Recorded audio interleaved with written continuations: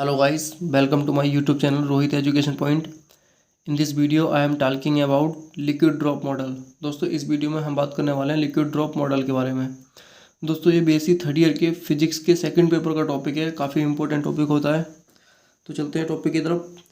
देखिए liquid drop model, तो सबसे पहली बात तो इसमें लिखा है कि देखिए नाविक का द्रव बूंद मॉडल, यानी कि हिंदी में बोलते हैं इसको द्रव बूंद मॉडल। तो नाविक का द्रव बूंद मॉडल सन 1937 में नील्स बोहर के द्वारा प्रतिपादित किया गया, ठीक है ना।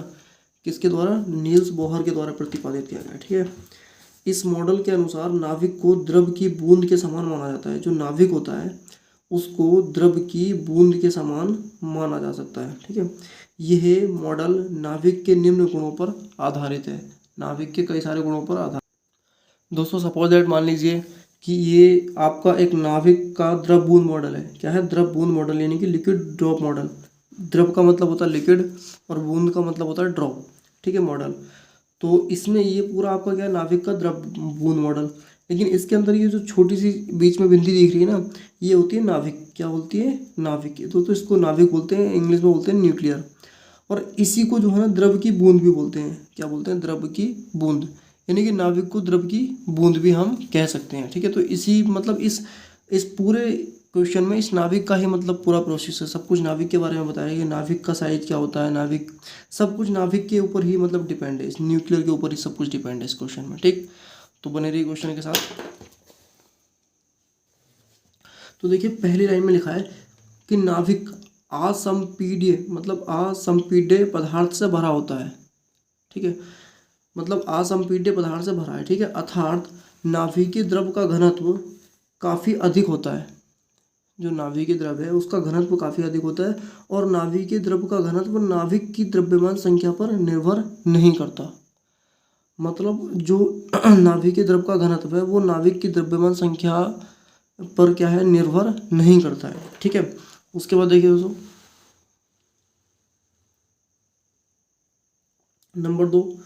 नंबर दो पे है न्यूक्लियनों के बीच लघु परिसर तीव्र नाभिकीय बल लगते हैं। मतलब न्यूक्लियनों के बीच में क्या? तीव्र नाभिकीय बल लगते हैं, ठीक है। तथा प्रत्येक न्यूक्लियन पर एक सा नाभिकीय बल लगता है। मतलब जितने भी मतलब उसके अंदर न्यूक्लियन हैं, मतलब उनके बीच में तो मतलब तीव्र नाभिकीय बल लगता है। लेकिन प्रत्येक अगर न्यूक्लियन की बात करें तो प्रत्येक न्यूक्लियन पर एक सा नाभिकीय बल लगता है, ठीक है, समान नाभिकीय बल लगता है। उसके बाद नंबर 3 पे है नाभिकीय बल संतृप्त होते हैं। क्या होते हैं? संतृप्त, ठीक। देखिए द्रव बूंद मॉडल के अनुसार नाभिक के अंदर प्रत्येक न्यूक्लियन ठीक उसी प्रकार गति करता है जैसे द्रव में एक अणु गति करता है, ठीक है। मतलब ठीक उसी प्रकार गति करता है जैसे द्रव के अंदर एक अणु गति करता है, ठीक। नाभिक में न्यूक्लियन नाभिकीय बलों से ठीक उसी प्रकार बंधे होते हैं। मतलब नाभिक में न्यूक्लियन ठीक उसी प्रकार बंधे होते हैं जिस प्रकार द्रव में अणु अंतराण्विक बलों से बंधे होते हैं। जिस प्रकार द्रव में अणु, ठीक है, ये दिख रहा है, अणु अंतराण्विक बलों से बंधे होते हैं। इसलिए नाभिक को द्रव की एक छोटी बूंद के रूप में माना गया है, ठीक। दोस्तों अगली हेडिंग होती है द्रव की बूंद तथा नाभिक में समानताएं, यानी कि similarities between liquid drop and nucleus, ठीक है। Similarities between liquid drop and nucleus, ठीक।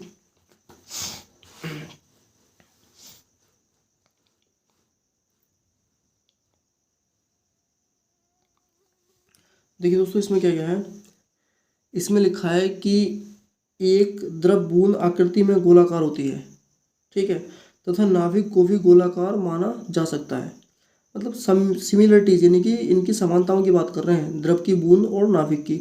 नाभिक भी मतलब गोल होती है और द्रव की बूंद भी गोल होती है। एक तो ये समानता होगी इसमें, ठीक। दूसरी है गोलीय सममिति के लिए नाभिक का आयतन V = 4π/3r³ equal to 4π/3 r0 यानी कि r की वैल्यू r0 a⁴ होती है, ठीक। अतः नाभिक का आयतन न्यूक्लियनों की कुल संख्या a के अनुक्रमानुपाती होता है। मतलब जो नाभिक का आयतन है ना वो न्यूक्लियनों की कुल संख्या a के अनुक्रमानुपाती होता है। समझ रहे हैं आप बात को? जो आयतन होता है किसका? नाभिक का, वो न्यूक्लियनों की कुल संख्या a के अनुक्रमानुपाती होता है, ठीक। अतः नाभिक का घनत्व स्थिर माना जा सकता है।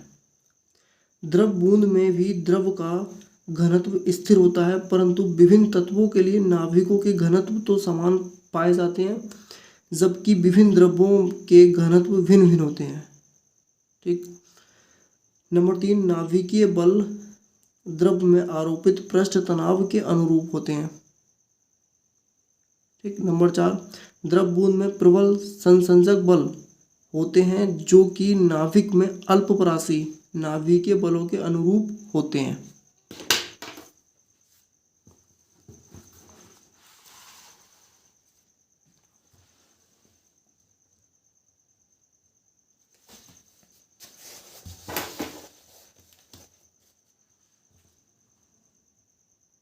अब देखिए नंबर 5 पे है,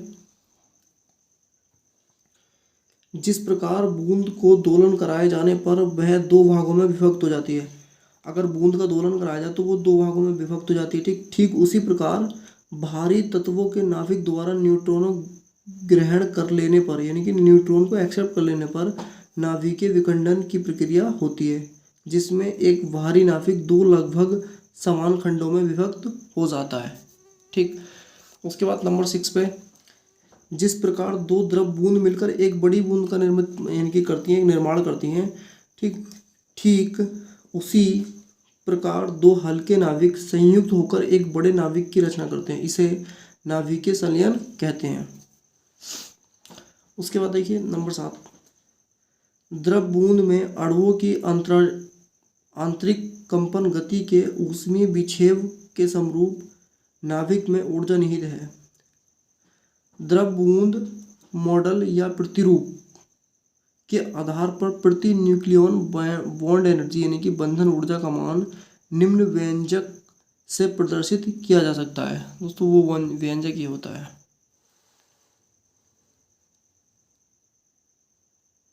ठीक है। V bar equal to V upon A equal to a1 minus a2 upon a की power 1/3 minus a3 z minus 1 into Z a की power 4/3 minus a4 a minus 2 z का whole square a square plus minus a5 और upon में a की power 7/4। देखिए यहाँ a1 a2 a3 a4 a5 नियतांक constant value है। उपयुक्त समीकरण को RS यानी कि राइट हैंड साइड में विभिन्न पद क्रमशः आयतन, बॉन्ड एनर्जी, पृष्ठ बॉन्ड एनर्जी, कूलाम ऊर्जा, असम्मित ऊर्जा तथा युग्मन ऊर्जा को निरूपित करते हैं। द्रव बूंद मॉडल के आधार पर विभिन्न नाभिकीय गुणों की व्याख्या निम्न प्रकार करते हैं। ठीक। देखिए अब इसमें अगली सबसे पहली हेडिंग आपकी आती है नाभिकीय बॉन्ड एनर्जी यानी कि नाभिकीय बंधन ऊर्जाएं, न्यूक्लियर बाइंडिंग एनर्जीज। तो देखिए नाभिक में बॉन्ड एनर्जी यानी कि बंधन ऊर्जा PP, NN तथा PN नाभिकीय आकर्षणों से उत्पन्न होती है तथा न्यूक्लियनों की संख्या या द्रव्यमान संख्या A के अनुक्रमानुपाती होती है। अर्थात नाभिक की आयतन बॉन्ड एनर्जी यानी कि वॉल्यूम बॉन्ड एनर्जी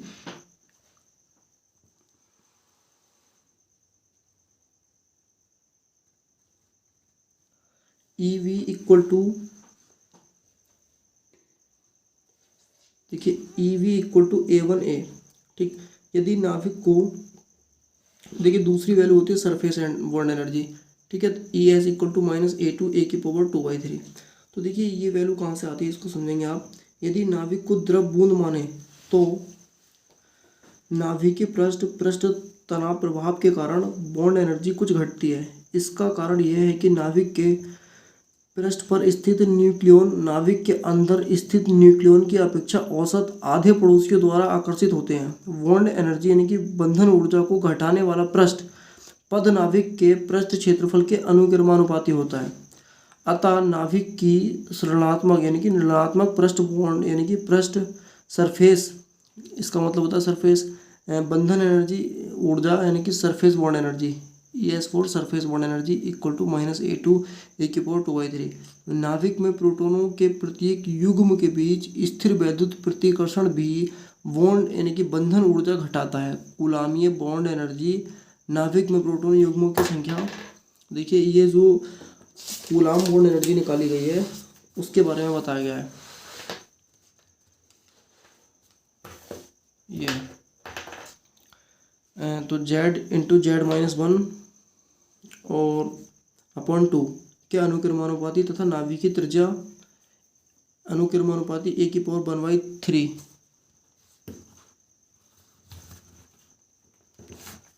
के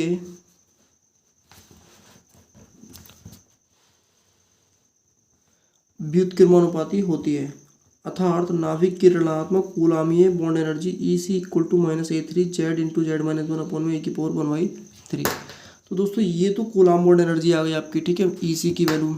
उसके बाद वैल्यू निकालते हैं दोस्तों इसमें।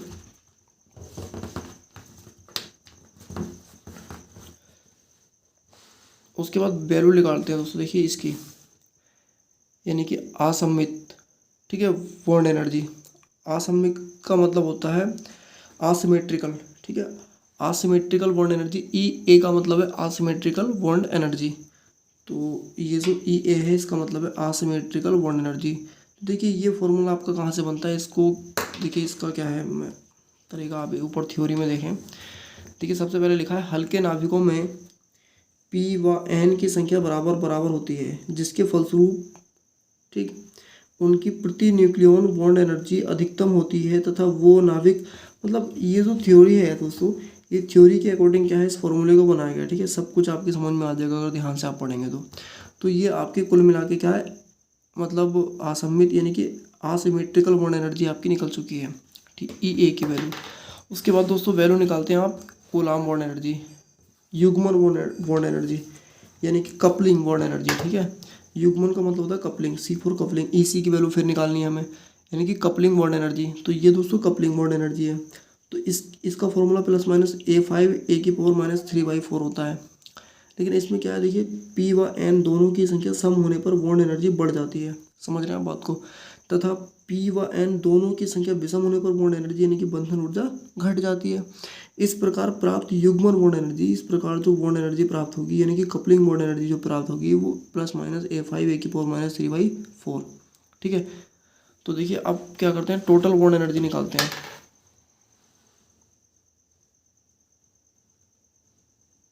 EC की वैल्यू तो हमने निकाल ली है। तो अभी क्या है, देखिए ये जो EC है हमने इसकी वैल्यू तो निकाल ही ली है।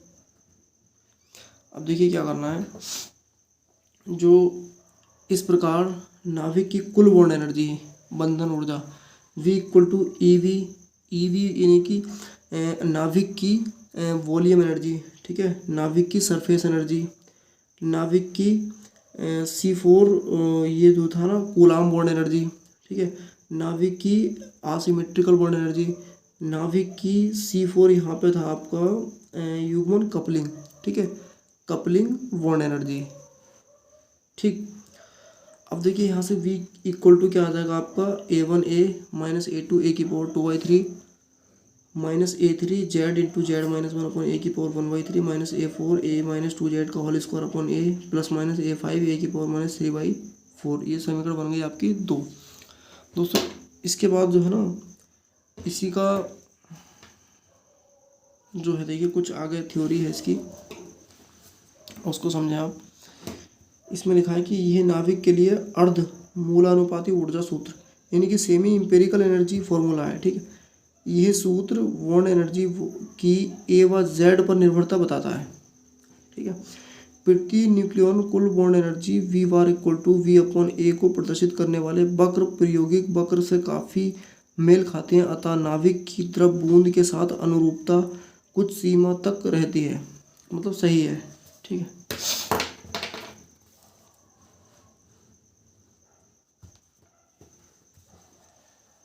अब देखिए इसमें क्या है, नाभिकीय अभिक्रियाएं यानी कि न्यूक्लियर रिएक्शन। तो देखिए वे नाभिक अभिक्रियाएं जिनमें नाभिक से न्यूक्लियनों का उत्सर्जन होता है, द्रव बूंद मॉडल के आधार पर समझाई जा सकती हैं।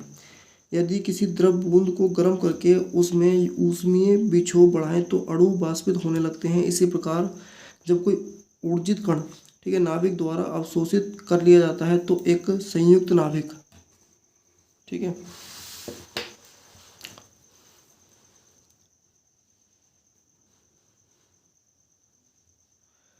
तो ये लिखा दोस्तों, तब एक संयुक्त नाभिक बनता है जो तुरंत ही न्यूक्लियॉन उत्सर्जित करता है। इस प्रकार संयुक्त नाभिक से न्यूक्लियनों का उत्सर्जन गर्म द्रव बूंद से अणुओं के वाष्पन के अनुरूप है। ठीक, उसके बाद हेडिंग आती है दोस्तों नाभिकीय विखंडन, तीसरी यानी कि न्यूक्लियर फ्यूजन। ठीक, तो देखिए इसमें क्या है, नाभिकीय विखंडन में एक भारी नाभिक एक न्यूट्रॉन को कैप्चर करके दो अलग बराबर भागों में विखंडित कर देता है। यह उसी प्रकार होता है जिस प्रकार जब किसी द्रव बूंद को पर्याप्त ऊर्जा से दोलित कराया जाए तो बूंद अस्थायी होकर दो भागों में विभक्त हो जाती है। ठीक, द्रव बूंद मॉडल की असफलता। यह मॉडल हल्के नाभिकों जिनमें प्रोटीन व न्यूट्रॉन की संख्या बराबर होती है, ठीक, जैसे हीलियम हो गया, कार्बन हो गया, ऑक्सीजन हो गया, इसका एटॉमिक नंबर 8 होता है और एटॉमिक वेट 16 होता है। ठीक है, इसका एटॉमिक नंबर 6 होता है, एटॉमिक वेट 12 होता है, इसका एटॉमिक नंबर 2 होता है, एटॉमिक वेट 4 होता है। ठीक है, आदि के अधिकतम स्थायी होने का कारण नहीं समझा सका। इसी प्रकार ये मॉडल मैजिक संख्या की व्याख्या करने में असफल रहा, यानी कि जादुई संख्या की व्याख्या करने में असफल रहा। तो दोस्तों ये टॉपिक बस यहीं तक था, मिलते हैं नेक्स्ट वीडियो में, तब तक के लिए धन्यवाद।